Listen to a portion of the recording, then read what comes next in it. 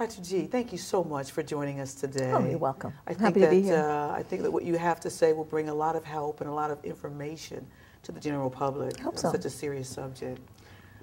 I want to start by asking you just the first question here that I have, and probably one that others have as well. But why? Why did you decided to actually be a part of this project?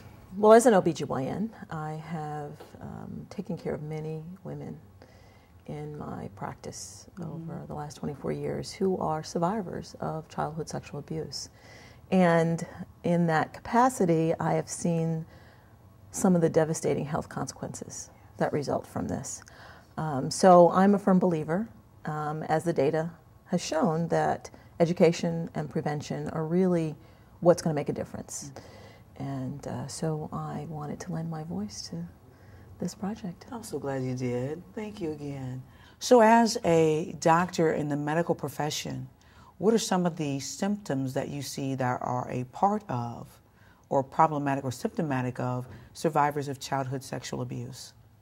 Well, the primary side effects or long-term effects of childhood sexual abuse have been pretty much broken out into 7 distinctive categories. And I'll start by just kind of briefly describing those, with number 1 being emotional reactions, things like depression and anger, anxiety.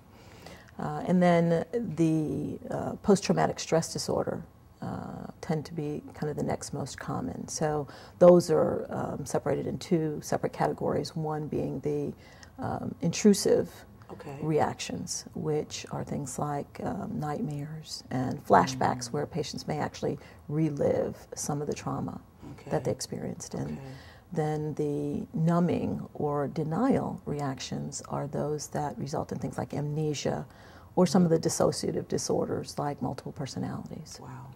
And then you have the physical and biomedical effects that are the physical health symptoms that myself and other physicians will actually treat patients for. And then there's problems with self-perception that may be altered because these people have not been able to develop a healthy self-image. And then there are interpersonal problems, things like trouble developing healthy emotional ties to other individuals. And then there are social functioning problems, things like truancy and delinquency and abnormal sexual behaviors like prostitution. So, that's a big one. Yeah, those are the fairly expansive problems that can result from childhood sexual abuse in these survivors.